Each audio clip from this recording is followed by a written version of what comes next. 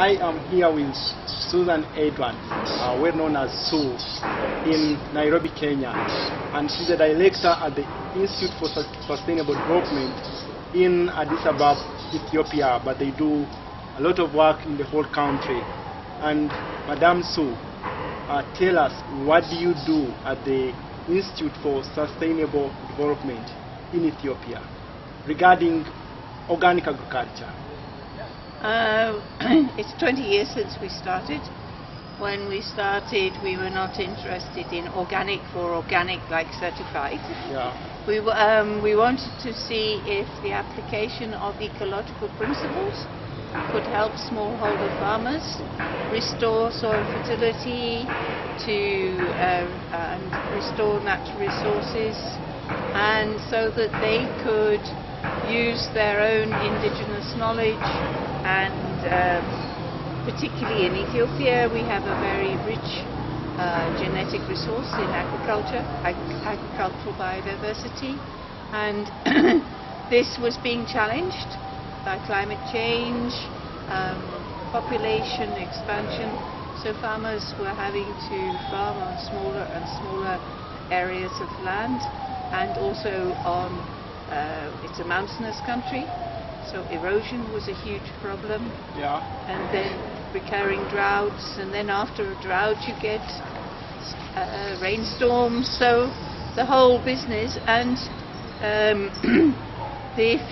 we've wondered if it was possible for farmers to recapture their own governance structures and come to common agreements, yeah, like bylaws, on how to manage their immediate environments, like a microcatchment. So you have a commitment at the Institute to improving food production systems using indigenous knowledge, indigenous practices, and indigenous innovations to have a holistic food production systems in Ethiopia, right?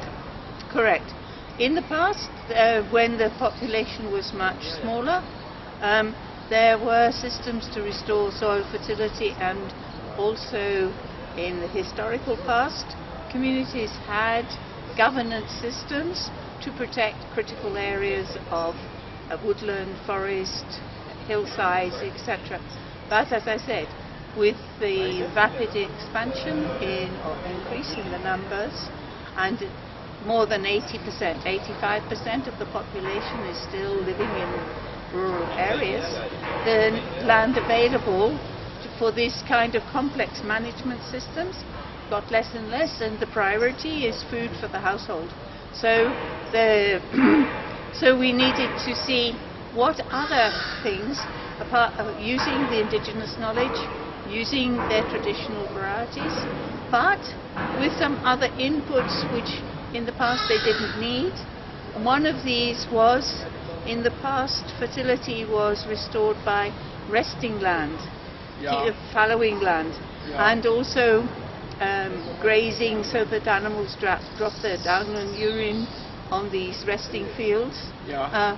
But that has virtually disappeared in many areas, and Ethiopian farmers, unlike in India and in China, particularly, did not have a systematic way of restoring fertility through making compost. They knew the value of manure, yeah, farmyard manure, etc. But farmyard manure carries a lot of weed seeds with it. But if you can combine animal dung with other organic residues from the farm and also from the household compound, etc., and you do it in a systematic way, you can actually produce a compost which takes back to the soil organic matter in the form of humus, which is a glue for the soil, yeah, but also many of the nutrients, except those that are taken out in a food crop. Most of the other nutrients will get returned to the soil. So we are seeing an increase in the global population, and maybe by 2050, estimates show that we shall have gone to 10 billion people. So the need for more food is increasingly becoming, or is going to become, a very huge global challenge.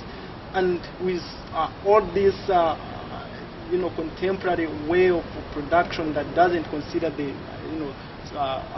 soil fertility management and other, do you think that sustainable farming systems and ecological organic agriculture is the way to go to help us, or to help the whole world be able to feed its enormous population by that time? Yeah, because actually the industrial system of agriculture, the one that uses a lot of high external inputs, and particularly when this is combined with irrigation, is putting more land out of production. Exactly. Yeah, by what's through salinization or alkalinity or erosion, and the amount of land going out of production every year is very frightening. That's one. The second one is agricultural land is no longer being used only to produce food crops. We've always produced sugarcane, but that's both a food and a forage. Cotton, because we make our clothing with cotton. Yeah. But things like biofuels, and even they're talking about, have you heard of farmer crops? Crops which are engineered to produce pharmaceutical products. Yeah. And these are given a high priority. They're probably put in on priority land, and this is taking more land away from basic food production. Yeah. So, in fact, the industrial system and the fact that most of the industrial world, or the developed world, there are more people living in urban areas who have lost an understanding of the connection between food production and people, and how we should manage our ecosystems. And it's very difficult for them to really understand how we need to restore or bring back and improve. It doesn't mean we go backwards, because there is modern science which can tell us improved ways, like in making compost. Traditionally, you would just rely on the locally available microorganisms to do the decomposition for you. But now, you can actually, in Japan and some other countries, they're producing what they call improved, or EM, and these are like you buy a spice or a salt or something, and of course microorganisms are very small. You can add these to compost, and therefore the whole compost making process can be quicker, and so you can actually cycle back into something that then can go back into the soil and be used for food production. So Madame Sue, finally, the Pope has come up to say that our planet is increasingly becoming a pile of fill in his recent statement on climate change and sustainability. Yeah, and I've read it. He's adding his voice on so many other voices of global leaders and religious leaders and Dalai Lama and every other important global leader. So do you think that if we don't do what we're supposed to do right, this little blue planet of ours is going to burst and will not be able to accommodate us anymore? Well, I think this is already happening, because this is what is driving the biggest migration process. It's not just people leaving war-challenged, war-torn areas of Africa, degraded areas of Africa, but look what's happening in between Myanmar, Thailand, Indonesia.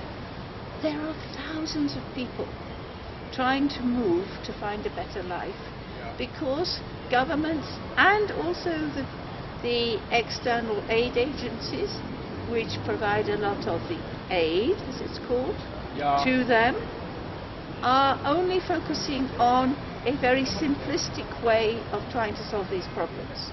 They're looking only at how do you solve the problems, and at the same time the capitalist paradigm is saying you have to make money out of the process. Yeah.